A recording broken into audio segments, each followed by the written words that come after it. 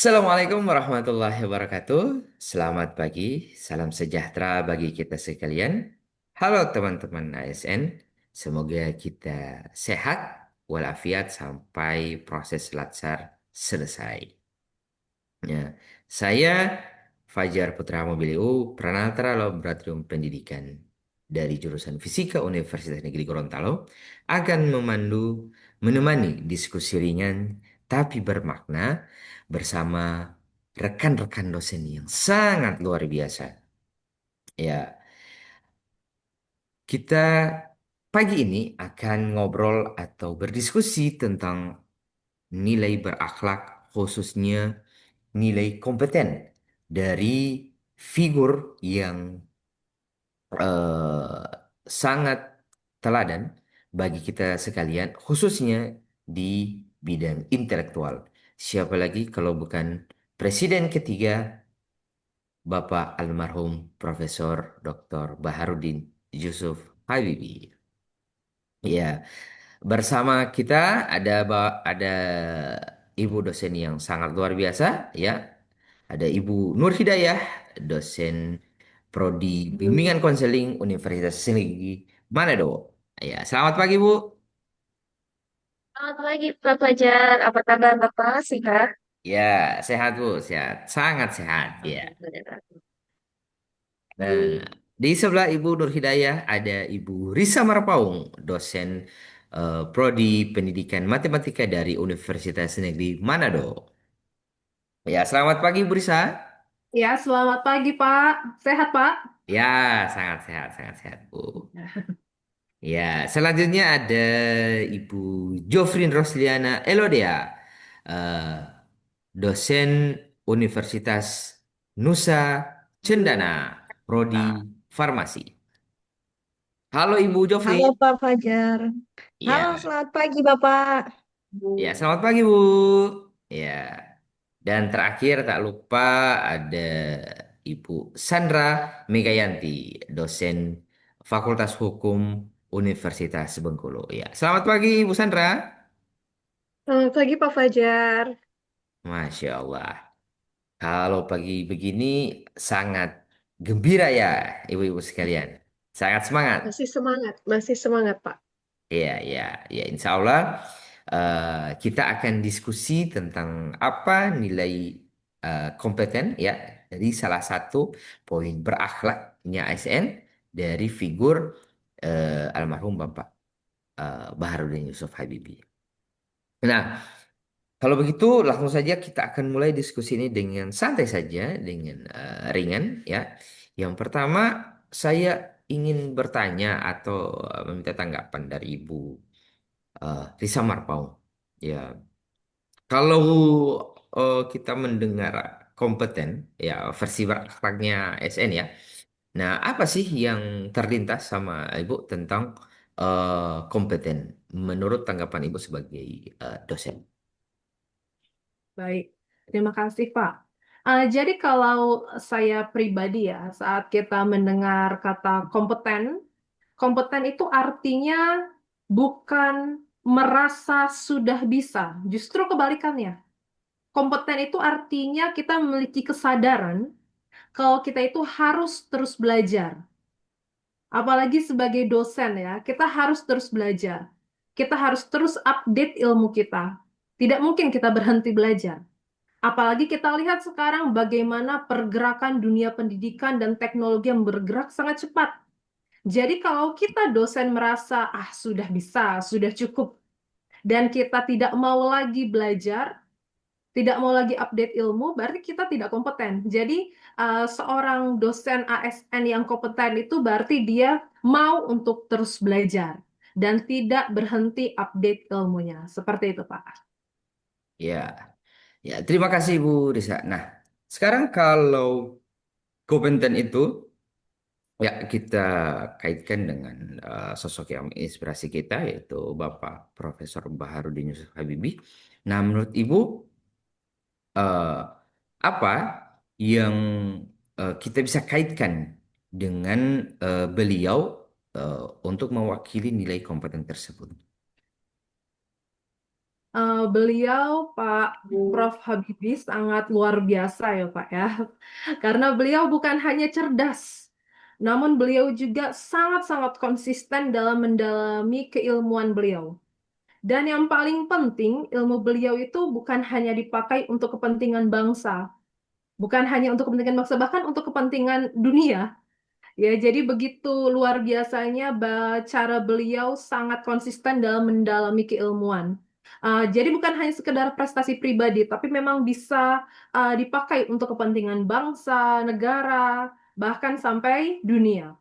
Nah, mungkin saya mau sedikit berbagi tentang betapa beliau sangat kompeten ya dalam keilmuan beliau. Jadi di situ ada yang pertama, beliau itu adalah seorang ahli dirgantara kelas dunia. Mungkin Bapak Ibu pernah mendengar tentang teori crack progression, teori keretakan struktur pesawat, dan itu adalah teori yang menjadi standar internasional. Jadi dengan teori ini Pak Prof. Habibie juga mampu menghitung bagaimana supaya struktur pesawat ini secara rinci hingga tingkat atom supaya bisa aman dan efisien.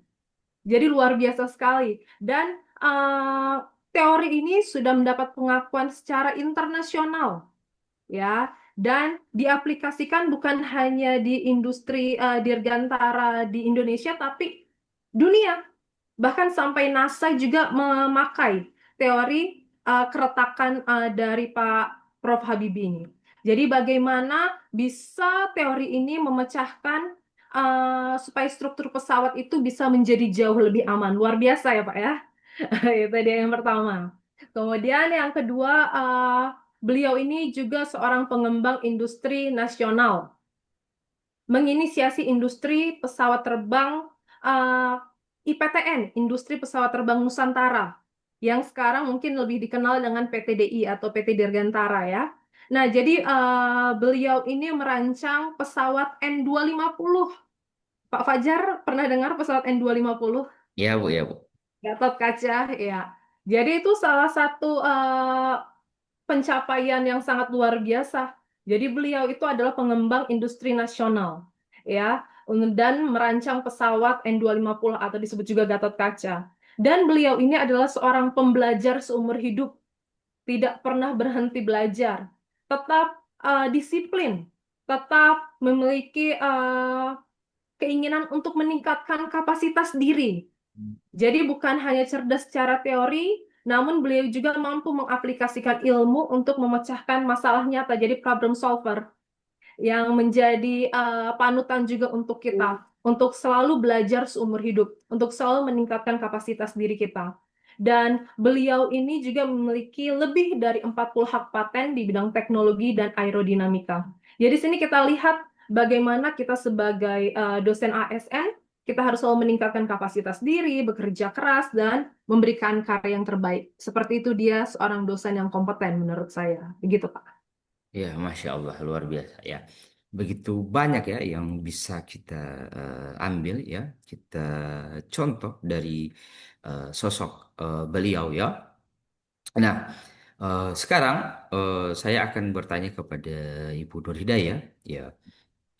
Menurut Ibu, apa yang paling menonjol, teladan apa yang bisa kita contoh dari eh, Bapak Habibie tersebut? Oke, baik. Terima kasih Pak Fajar atas pertanyaannya. Jadi menurut saya sendiri itu Habibie itu sebagai simbol kesungguhan belajar Bapak. Jadi seperti yang dikatakan atau dipaparkan oleh Bu Risa tadi, bahwa beliau ini adalah yang paling expert di bidangnya, yaitu bidang dirgantara ya. Nah, beliau ini rela menempuh pendidikan tinggi, kemudian riset bertahun-tahun, dan tetap disiplin dalam mengembangkan kompetensinya di bidang dirgantara tersebut. Nah, ini mengingatkan kita bahwa kompetensi itu adalah sesuatu hal yang dibangun melalui proses panjang. Belajar adalah proses yang harus kita jalani seumur hidup kan. Nah, dengan ini kita bisa belajar bahwa kompetensi yang baik yang kita dapatkan itu adalah hal yang harus kita pelajari terus-menerus dan tidak didapatkan dari jalan pintas. tidak bisa diraih begitu saja tanpa ada perjuangan di baliknya. Ya. Berarti kompeten itu bukan dari sejak lahir ya, Bu? Nah, benar, benar Kak Fajar. Jadi kompeten itu tidak dibawa dari lahir. Itu bukan hal yang kita bawa sejak lahir. Jadi itu adalah hal yang harus kita kembangkan terus-menerus.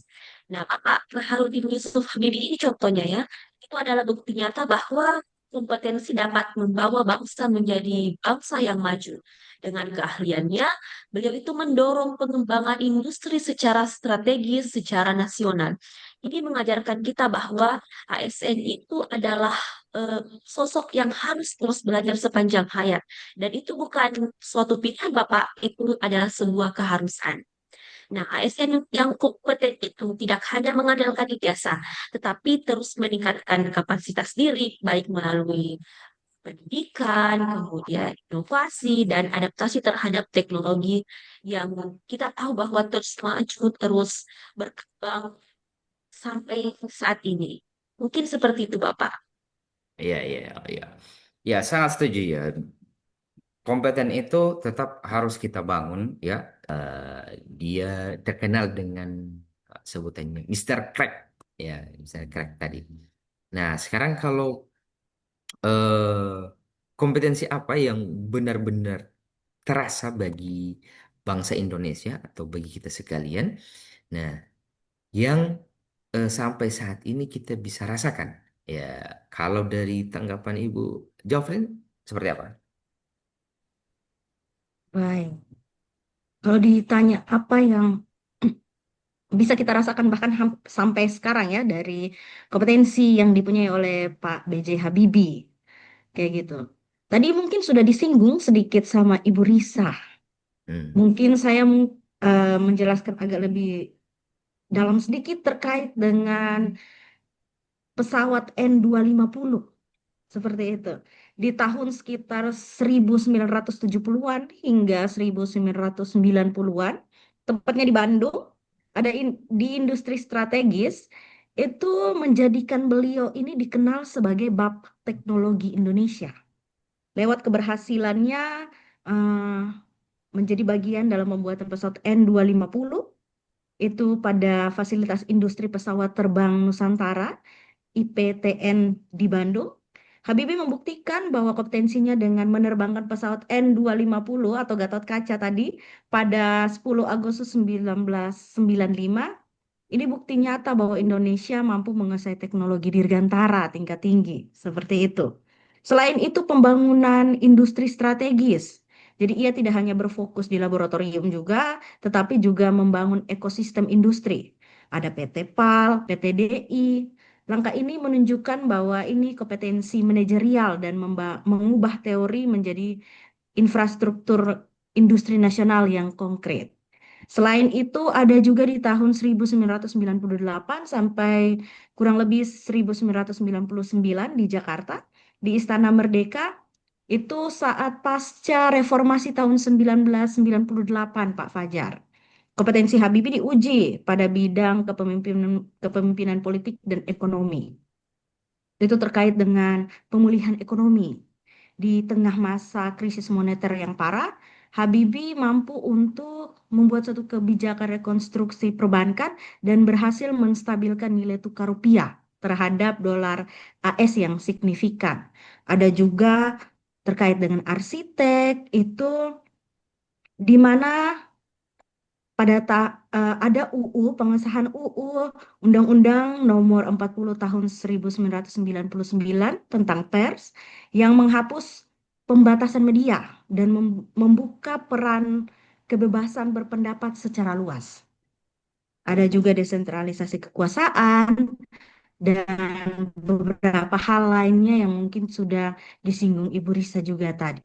Dan dampak ini masih kita rasakan hingga tahun 2026, di mana sistem demokrasi yang terbuka dan industri digantaranya yang tetap bertahan di bawah PT Dirgantara yang merupakan warisan langsung kepada bangsa Indonesia. Mungkin seperti itu, Pak Fajar. Iya, iya.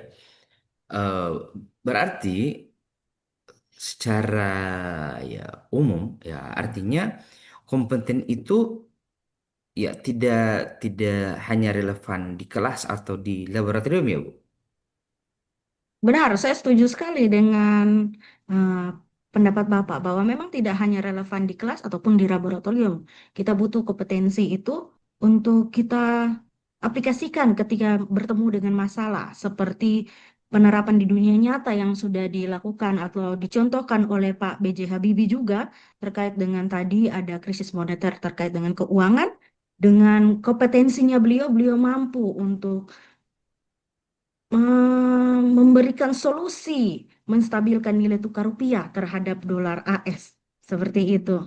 Bahkan terkait dengan keseimbangan hard skill dan soft skill di lapangan kita butuh kompetensi itu untuk kecakapan interpersonal, komunikasi, kerjasama tim, kepemimpinan, etika kerja itu kita butuhkan. Jadi bukan hanya penerapannya di kelas ataupun di laboratorium, tapi dalam kehidupan sehari-hari bahkan ketika menemui masalah untuk menjadi problem solving. Seperti itu.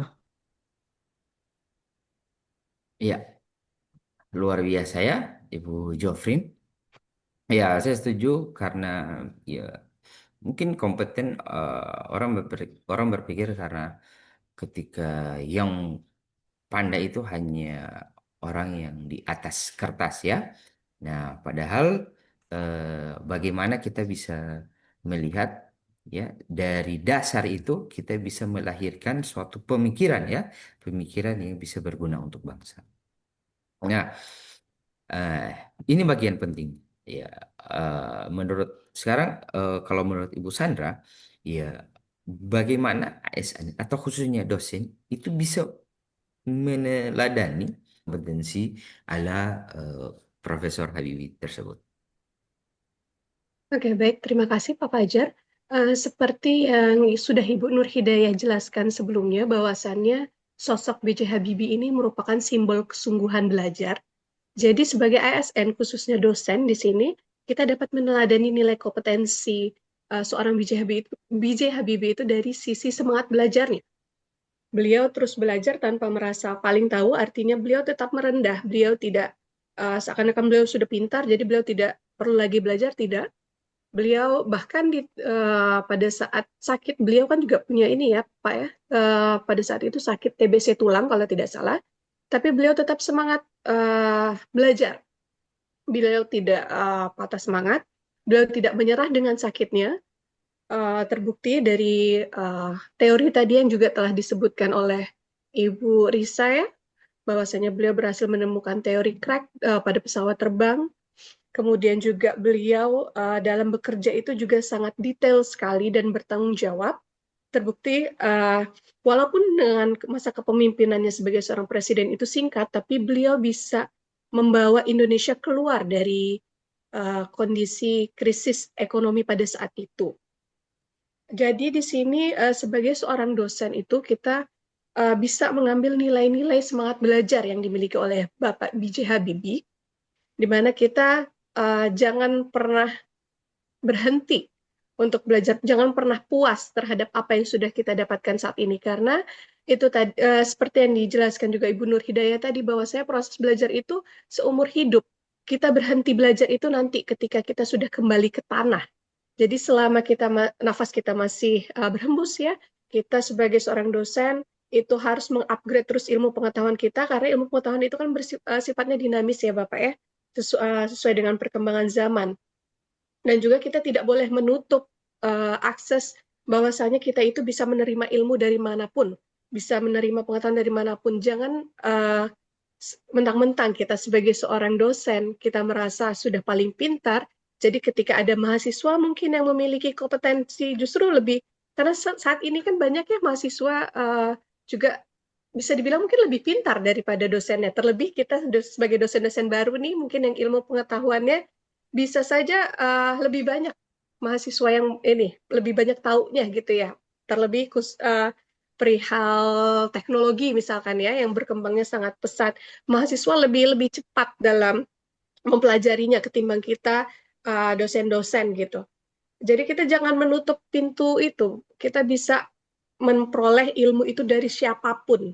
gitu. Tidak hanya dari proses misalkan kita baca buku segala macam, tapi juga bisa dari mahasiswa. Jangan jangan kita menganggap mahasiswa itu di bawah kita juga. Jadi kita harus punya nilai-nilai bahwasannya sebagai seorang dosen itu kita bisa belajar dari siapapun, eh, tanpa menutup kemungkinan bahwasanya seperti mungkin di dalam kelas mungkin mahasiswa ada yang ilmunya lebih banyak daripada kita, lebih tahu, kita harus terbuka itu. Kita nggak boleh sombong lah ibaratnya gitu. Seperti keteladanan yang dicontohkan oleh sosok B.J. Habibie gitu Bapak. Sekarang kalau Ibu Nur Hidayah, Ibu Risa sama Ibu Jofrin, nah, pengalamannya seperti apa sebagai dosen? Ya, dalam apa meneladani eh, apa sikap dari eh, Profesor Baharudin Yusuf Habibie ini. Ya, Oke, dari saya dulu kali ya Pak ya. ya, singkat saja Bu ya. Oke, Ya. baik. Kalau saya belajar kalau kompetensi itu tentang relevansi, Pak. Jadi ilmu yang kita miliki itu harus bisa menjawab kebutuhan mahasiswa dan masyarakat yang kita layani. Jadi kenapa kita melihat Pak Prof Habibie sangat berhasil ya karena ilmu beliau itu hidup dan memang dibutuhkan oleh masyarakat seperti itu, Pak. Oke, Ya, mungkin mantap. lanjut ke saya ya, Ya, Pak ya. Fajar ya.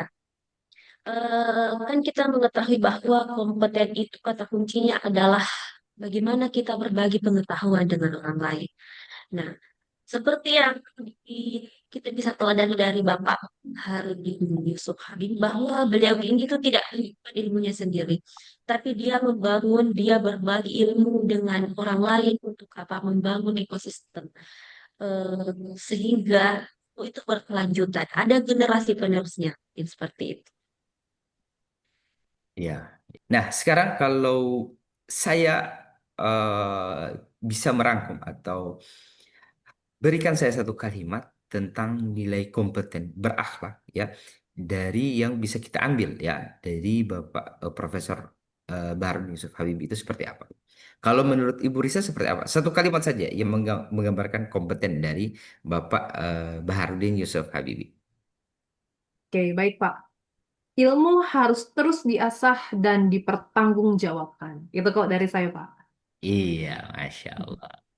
Kalau Ibu Nur Hidayah? Ya, kalau saya kompetensi itu atau kompeten adalah tanggung jawab sebagai seorang ASN dan merupakan proses hidup sepanjang hayat. Ya, terakhir mungkin dari apa untuk Ibu Sandra? Ya. Kompeten tanpa rendah hati akan kehilangan makna, Bapak. Wah, Masya Allah. Ya, mungkin ya. Terakhir Ibu Jofri, ya satu kalimat tentang makna kompeten. Satu kalimat terkait kompeten, terus belajar, belajar, belajar, dan jadilah berkat. Luar biasa. Masya Allah ya. Terima kasih ya rekan-rekan dosen sekalian, ibu-ibu yang sangat luar biasa ya. Semoga diskusi pagi ini bisa mengalir dan bermakna ya, bisa menciptakan inspiratif bagi para pendengar nanti ya. Eh, dari sosok atau figur yang kita angkat pada pagi hari ini ya, Bapak Profesor Habibie, kita belajar ya bahwa menjadi ASN ya atau apa saja itu berarti siap bertumbuh ya, bukan berhenti. Ya. Ya, mulai dari kesungguhan ya, mulai dari ketelatenan ya, ya, tanggung jawab ya, akhirnya kita bisa melahirkan apa itu kompeten. Ya, karena kompeten itu bukan kita dapat dari hal yang mudah ya, hal yang simple. Ya, dengan proses konsistensi, nah, kita bisa menggapai itu. Ya, terima kasih. Ya, semoga obrolan ini bisa menjadi refleksi bagi kita semua. Ya, dan akhir kata, saya tutup dengan eh, semoga kita sekalian bisa memberikan kompeten masing-masing di bidang masing-masing. Ya, terima kasih Bapak Ibu sekalian. Ya, Terima Assalamualaikum kasih Pak Fajar. warahmatullahi Terima kasih Pak Terima Fajar. kasih wabarakatuh. Pak Ya, Fajar. terima kasih, Bu. Ya. Waalaikumsalam.